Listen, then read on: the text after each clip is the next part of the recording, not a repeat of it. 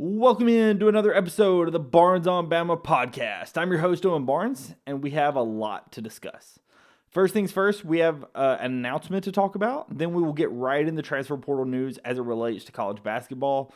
This is going to be the first of a few parts of this. We're going to talk about two of the transfers that have already committed to Alabama.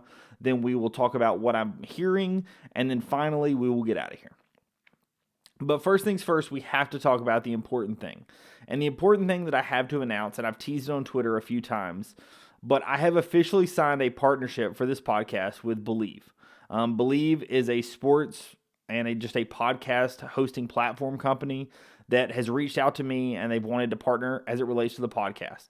What does this mean for you guys? First things first, it doesn't mean anything as it relates to this YouTube channel, right? However you see this YouTube channel today is how you're going to see the videos moving forward. As it relates to the audio side of the podcast, nothing changed as to where you're going to see the podcast. You're going to see them in the exact same place on Spotify. You're going to see them in the same place on Apple Podcasts. Anywhere you get your podcast, it's still going to be there. As always, please subscribe to the channel if you aren't already. They will continue coming into that feed as always. The thing that will change, just as a heads up to our audio listeners, is with the partnership with Believe, you may hear some ads as it relates to the beginning of the podcasts, or maybe even some mid-rolls throughout the podcast. That does come back to me as the creator. I do get a cut of some of that ad revenue. So if you are interested in supporting the channel, all your downloads, all your reviews, really do appreciate it. But nothing changes for you, right? This show stays free.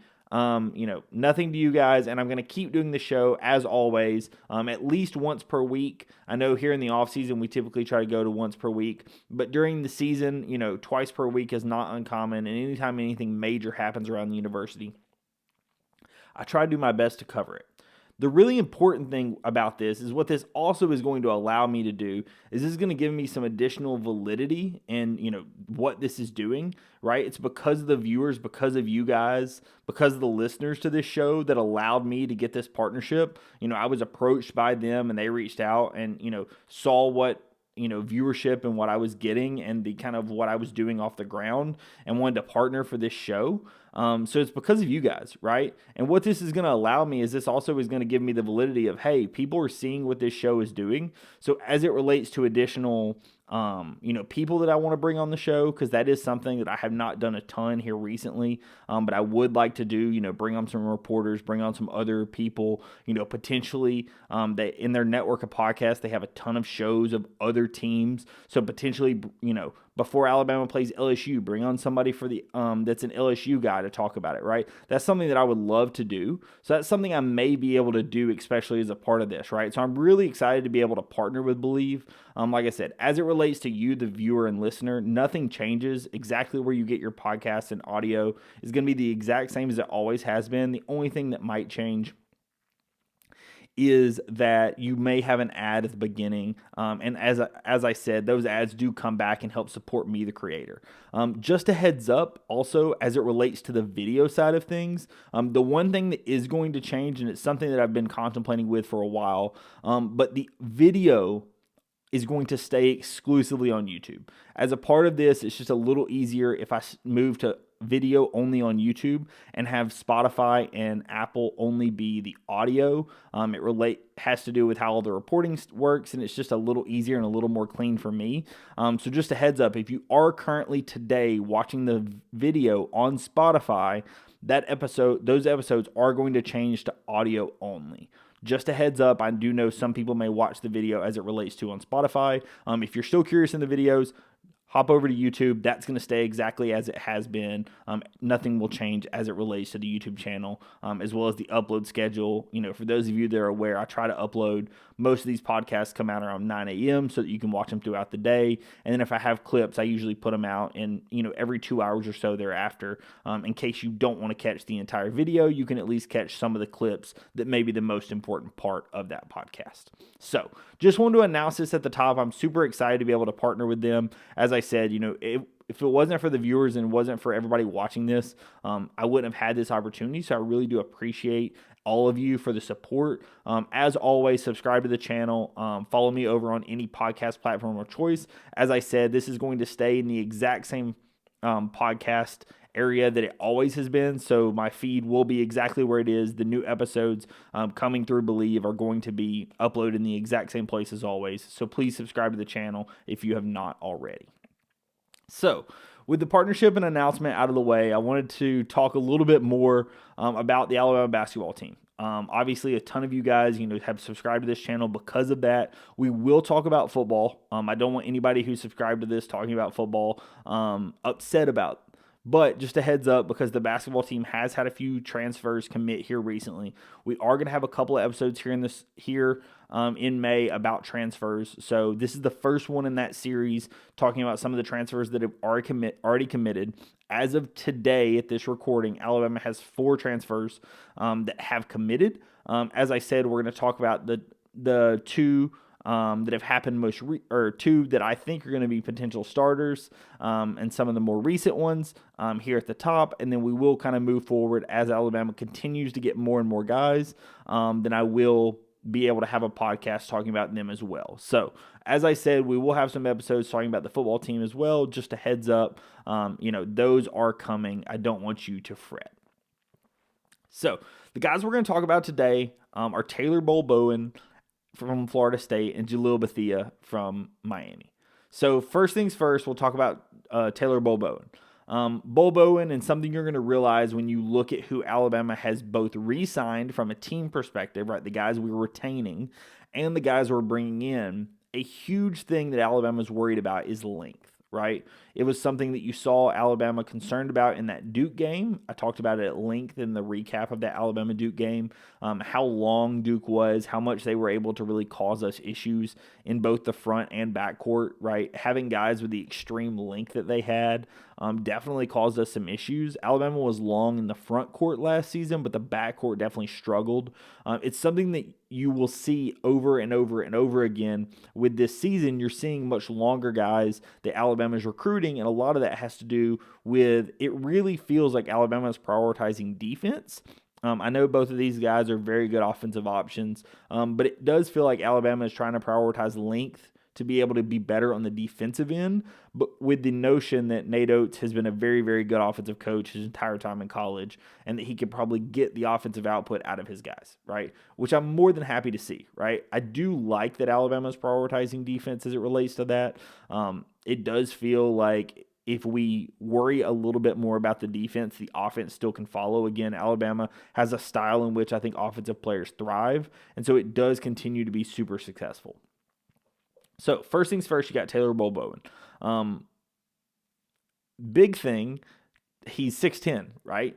He is going to be your Grant Nelson replacement at the 4, right? I would expect Bowen to start for you. In my projected starting lineup currently, Bowen is your starting 4, and that doesn't seem, anywhere near to change. I expect him starting at the 4, Aiden Sherrill starting at the 5, so I expect that to be your starting front court lineup.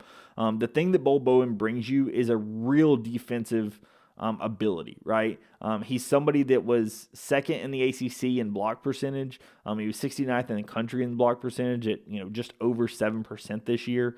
But additionally, what he gives you also a length from a steal perspective, right? There's a clip that's floated around, and I know I've tweeted it out a couple of times, but where he gets a poke-free steal on a guard, goes up, finishes it with a dunk, right? Just an ability. Bowen has a real ability and a knack for being able to defend not only his position, but out on the perimeter with having quick hands, being able to get steals, but also, just having a knack for knowing what he's doing with the ball.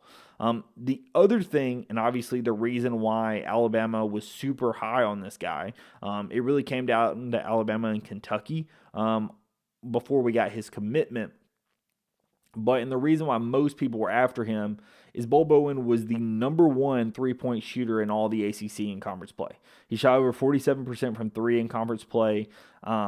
In the full season, he shot 41% from 3. He made 29 of 30, 24 of 51 from 3 in conference play. Again, he was just a really, really good 3-point shooter, obviously averaging about 2 per game on attempts.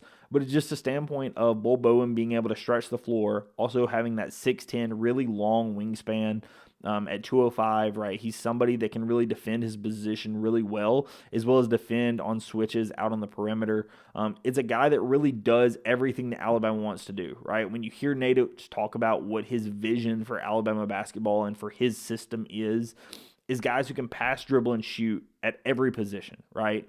It's the reason why Aiden Sherrill was somebody that he recruited so highly out of high school, and somebody that he really wanted and saw as his prototype center. It's the reason why Nate goes after these style of guys, right? The reason why Grant Nelson thrived in our system. You want guys that can pass, dribble, and shoot, and guys that can kind of defend even if you have to swap, because Alabama did a lot of switches, right? And, Taylor Bowen being able to get switched out on a guard and not only being able to hold his own, but be able to get steals and such is something that would be huge for us moving forward, right? When you talk about the defensive versatility that a guy like Bowen brings, it's the reason why he was one of the top players on Alabama's recruiting board, right? When you look at the guys that Alabama was going after hard and heavy to open the transfer portal season, Bowen was near the top of that list. The other guy we're going to talk about in this class is somebody that we were also super high on. We've been high on since he was in high school. But right, Bowen, it was a situation, like I said, Alabama wanted him. Alabama knew what he did for our system. Obviously, we had a need to fill with having Grant Nelson gone and some of the other front court people leave that we've discussed, whether it be Jaron Stevenson or Darion Reed and such, right? We had a spot at the 4 that we really needed to fill, and it really felt like Bowen was the perfect fit for that in the portal. So you're able to bring in a guy that's super skilled. Obviously, you fill a position of need. You fill with a guy that is just very good at what he does. Also a guy that has just a really cool story. Bowen, and if you've not seen any of his story about his early life and how he got to college and how he, got into basketball and stuff, you really need to pay attention to it. I thought it was really, really cool. A guy who also played for Preston Murphy and Expressions. So obviously the Preston Murphy attachment there. The reason why a lot of people came after Preston Murphy this offseason, right? Indiana made a run at him as well as some other schools. Preston Murphy is a guy that a lot of teams want because they know the connections that he has and what he does for his players. So Preston Murphy is a guy that obviously Alabama has been great to retain. And, he's a huge reason why Alabama was able to land not just Taylor Bowen, but Jalil Bethea that we'll talk about here in just a second. Like I said, very, very happy to get a guy like Bowen. I think that what he gives us from a defensive perspective as well as an offensive perspective is absolutely huge. I think that overall it's really going to allow us to have that versatility that we need, similar to what we had from Grant Nelson, but obviously different. But I think that what it gives us is just massive. I think that Bowen gives us a little better defending on the perimeter. I think Grant Nelson was maybe a little bit better in help side defense. Not that Bowen is bad by any stretch of the imagination, but I think that Bowen is much better on the perimeter and kind of on the ball as compared to Grant Nelson was. So that's what I think about Bowen. Like I said, there's going to be a lot of discussion about him. This will not be the last time we talk about him. As later on in the offseason, once our roster is fully set, I'll talk about what my projected starters are and kind of my minutes rotations. But, just a heads up, both guys that we're talking about today will be in the projected starting lineup. Both guys today, will be fairly heavy minutes guys. I think that both guys are ones that you really have to, when you pay attention to what they're able to do and what they do as a team, it's just hard to say, hey, these guys are not going to play major roles, right? Both guys shooting almost 80% from 80% from the free throw line. Both guys very, very good 3-point shooters. Both guys, solid from the 2-point range. I fully expect both of the guys that we're discussing today to be in that starting lineup. So, when you're thinking about Alabama's potential, this is two guys that absolutely have to be at the top of your list. So, we've hinted at him, and we're going to transition now to the other guy who committed, and that's Jalil Bethea. Jalil Bethea is a guy who just absolutely phenomenal basketball player. Alabama recruited him very, very heavily coming out of high school last season. He was a top 10 recruit, consensus top 10 recruit. I know On3 had him as, I believe, the number 7 player overall. He was, above guys like Liam McNeely, above guys like Con Knipple. He was a top 3-point shooter coming out of that class. He is a guy that, was rated around Trey Johnson, right? When you look at all the freshmen that had a huge impact and that have entered into the NBA draft for this past season, he was on that tier. Obviously, there's a couple of things that, hurt him. None bigger than having your coach retire and be gone at the beginning of the season, right? With Larinaga gone, Miami was kind of a dumpster fire this year. Not only his fault, right? You can't say that it's his fault. There is a situation issue, right? When you have a coach leave and depart in the way that it did, it was just a situation where it was not the best fit for him. This is somebody that Alabama knows will be a great fit in our system, right? When you look at what he did on the EYBL circuit and what he did in the AAU circuit, he was an elite, over 40% 3-point guy. He was over an 80% free throw shooter. Inside the arc from 2, he was like 58%, right? Think about a similar shooter to like what Nate talked about from an Aiden Holloway perspective, right? No matter what you saw on the court that freshman year, you knew what you saw when you were recruiting him. You knew what you saw from an EYBL. And that's somebody that you have to think about when you're looking at a guy like Bethia, right? He's a 6'5" guard that can pass, dribble, and shoot.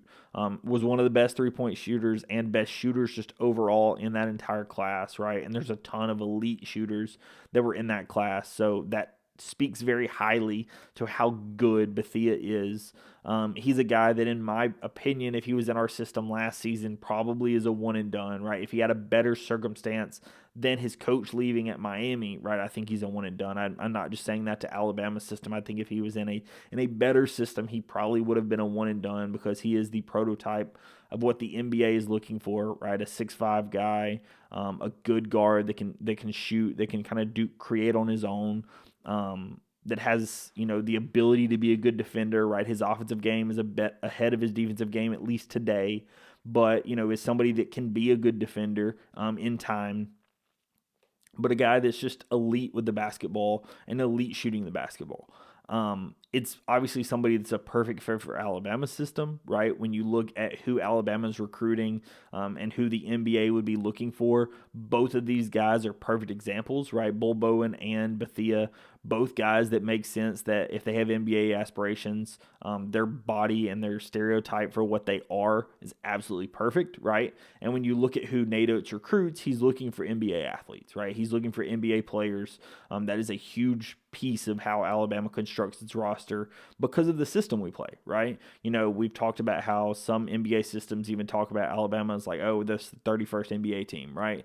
It's a team that builds itself like the NBA roster from an analytics perspective, from the way that they run practice, from the way they do everything, right? Alabama tries to run it in an NBA style, right? So when you see the guys that Alabama's going after, that NBA potential is something that is going to be there with guy and guy and guy again, right? So that's something that I fully expect to see in Bethia as you continue to hear more names that Alabama is in the running for.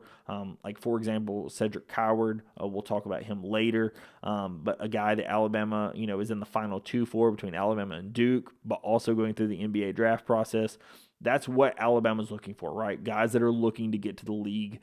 We saw that with Grant Nelson. You see that with guys over and over and over again. That is the prototype for who Nate Oates is looking for. Somebody that can be successful in our system and also somebody that has those aspirations to get to the NBA because at the end of the day, our systems are very, very similar, right? Bethia is a guy that I think that the shooting numbers, right, when we talk about Bulbo and we talked about how good he was shooting last season, and you could say, hey, he was an elite shooter last season, number 1 in the ACC from 3, in conference play. Bethia's not a guy whose numbers last season are going to pop off the screen at you. He averaged just 7 points a game. He shot 35% from 3 in conference play. Not bad, not elite, but not a bad shooter. 32% from 3 for the full season. He only took 92 attempts. I fully expect that to be his least amount of attempts for as long as he stays at Alabama. If you look at who Alabama and the number of attempts that some of our guys have, I would fully expect that attempt number to, get up into the 4 to 5 a game range. 130 plus would be my expectation of a guy like Bethea. Would not shock me if that number got even a little higher, right? Nate Oates is a team that is not afraid to shoot the basketball, especially if you're open, right? And Bethea's one of his best attributes was off the catch, right? His ability to shoot off the catch, and right when you talk about that, it's similar to it's similar to an Aiden Holloway, right? The numbers are not going to pop off the screen at you from what you saw in their freshman season, but you know how good they are, and you know that your system is a perfect fit for them, right? So that's the kind of prototype of what you're looking at. Another McDonald's All-American, another guy that obviously has the skill set and has the potential, and now you're just pairing him with the coaching and with the system to be able to unlock what he's able to do, right? That's what my expectation is out of a guy like Bethea. I fully expect him to be a starter again, like we talked about. Bobo and Bethea, I think, will both be starters this season. I think that Alabama is getting more and more guys that are fitting their skill set, right? You have some of the guys that Alabama is bringing in from a freshman class, obviously the returning players, and then the transfers that have already committed to Alabama. You're starting to see how this next season's team is going to shape up, and I really like what I'm seeing, right? Spoiler alert, I really like what I'm seeing out of Alabama basketball. I do think that Alabama still has a few guys that they're on the look for, right? A head guard is something they're looking for, or a guard that can, have some lead guard attributes. I don't know if they're specifically looking for a, number one point guard. They're looking for guards that can all pass, dribble, and shoot, but they have one of those, right? Latrell Wrightsell is going to be one of those. Aiden Holloway is going to be one of those. Houston Millette's already one of those, right? The guys who you're bringing in and returning are all going to be some of those, but obviously you're still on the lookout for some additional ones currently, right? So we're going to continue talking about the guys that have already committed to Alabama. There's going to be another episode. I may talk about football next week and then talk about basketball the week after that, or vice versa. I have not fully decided on the actual rollout of these episodes, but I, of course, will talk about some of the new guys as they continue to commit. Just a heads up on some of the names that we're hearing currently that Alabama is at least in the running for. The first name is, we've already mentioned, Cedric Coward. Alabama and Duke are the two names, that have been officially narrowed down as to the final two for him. He's currently going through the NBA draft process. The expectation is that he would probably commit and withdraw his name. So we will see what happens as it relates to that. As of the time of this recording, yesterday, Jeff Goodman said that Alabama was 1A and Duke was 1B for the record, right? So sounds like Alabama's in a very good position as it relates to Cedric Coward. Hopefully Alabama's able to lock that one up here shortly, and if so, that would give us another just elite guard, really, really elite wingspan. I believe he has a 7'2" wingspan, 6'6", I believe 6'5", 6'6", with a 7'2" wingspan. So just a guy that is an absolute anomaly on the defensive end with a length that just can't be coached, right? So that's something that you're really, really glad to see. Another guy that, we have seen play in an Alabama uniform before that potentially is looking at a return home. We will see if all the logistics and everything work out, as a guy, Rylan Griffin. I previously have heard that he does want to come back to an Alabama uniform, and that, there's some discussions that still need to be had. Nate Oates is still trying to address some of the needs, but that is a reunion that may be happening. We will see if it does. That's a lot that's still very up in the air. I don't think that it's even close to finish, but it is a name that we're hearing. Some other names that we're hearing, you have Adams that just decommitted from UConn, right? Technically, you just had Boogie Flan enter the transfer portal from Arkansas. Obviously, Alabama being a very top place for him prior to his commitment to Arkansas last season. Obviously, he's still going through the NBA draft process as well, right? There's plenty of names currently in the portal, and some others that aren't as the portal's getting ready to end, some other names that I'm sure will still enter, right? There's plenty of guys going through the NBA draft process. So there's plenty of names still out there. A guy like Cedric Howard, Alabama's fans, we're not fully aware that we were in the running for him until much later on when the official top 5 got announced, right? That wasn't a guy who Alabama was, openly discussing how often they were in the running for him, right? So it is something that just because you don't hear Alabama in conversations with somebody does not fully mean that they are not, right? Alabama likes to keep things close to the vest, keep things away from a bidding war, because when it turns into a bidding war, it bids guys up over more than what they're actually worth or more than what Nate Oates, wants to pay for them. And so, Alabama does try to keep a lot of their recruiting very close to the vest and, not publicize, hey, we're going after this guy. And then you hear, oh, this is a guy we're after, right? So just a heads up, if you do hear that, or if you don't hear that we're in the running for a guy, or that, we've contacted a guy when it first comes out, do not, say that, hey, we're absolutely not going to get him. Just know that, Alabama may be keeping it close to the vest. Now, we may not be in the running for that guy, but again, just don't want anyone to, be freaking out as it relates to this. We're still very early in this process. We're still in April. Heads up, if y'all did not pay attention to how last season worked out, with the transfer portal and the NIL process, Alabama's done this for a few years now, but last season, Alabama had guys still committing in June and July, right? So this is not an uncommon thing for Alabama. We're still very early in this process. We still have plenty of roster spots. So do not fret if you're, concerned that we don't have one specific type of guy on the roster. Nate Oates is fully aware of who he needs for this roster. And Preston Murphy is doing his best to get us those guys, right? So that's what it looks like as it relates to the roster and as it relates to getting ready for next basketball season. As I said, we will have some more episodes talking about the rest of the transfers here coming up soon. Thank you so much, everyone, for watching. I'm sorry this was a little bit shorter episode. I know I had the announcement at the top of this, so I really do appreciate all the support, as I said. If you are not subscribed to the podcast here on YouTube or on your podcast platform of choice, please do so. It really does help out the show. Thank you so much for watching. I do appreciate it, and I will catch you in the next episode. Peace.